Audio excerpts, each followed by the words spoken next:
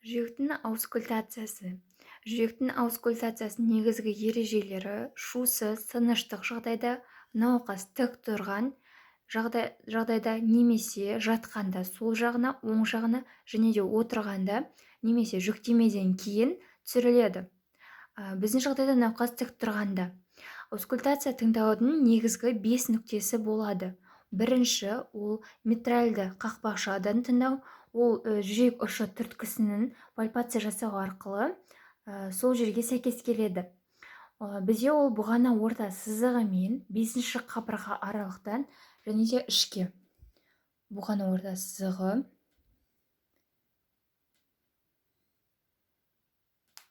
5-ші қабырға аралық және де 1 см ішке.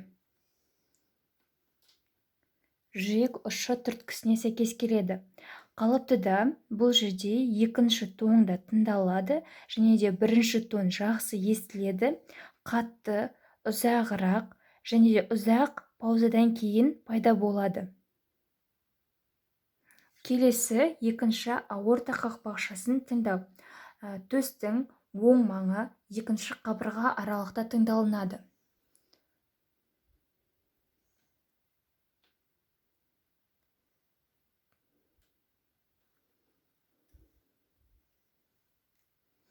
Бұл жерде 2-ші тонды тыңдаймыз. 2-ші тон жақсы естіледі және де көбінесе қысқа паузадан кейін естіледі. Келесі дәл солай өкпе бағана қақпақшасын тыңдаймыз. Ол төстің сол жағынан 2-ші қабырға аралық тұсында. Төстің сол маңы 2-ші тон жақсы естіледі және де 2-ші тон көбінесе қысқа паузадан кейін естіледі. Келесі 3-ші 3 жармалы қақпақшаны тыңдаймыз. Ол төстің семсер тәрізді өсіндісінің негізінде тыңдалынады.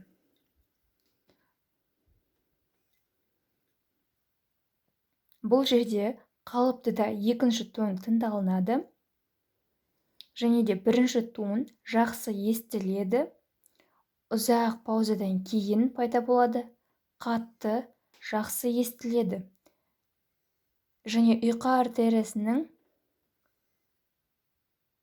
пульсациясы болады. Келесі 5-ші точка Боткин эрб.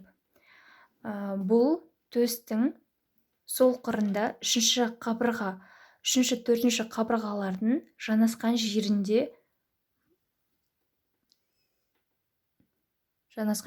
болады.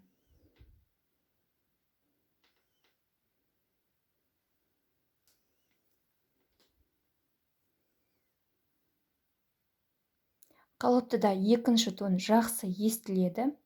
Бұл көбінесе аортальды жетіспеушілік кезінде тыңдалынатын эпицентр орталығы болып табылады. Және де қалыптыда қорытынды жасай келе, жүрек тондарын анық, ритм дұрыс және де жүректің соғу жиілігі 88 рет минутына болып табылады.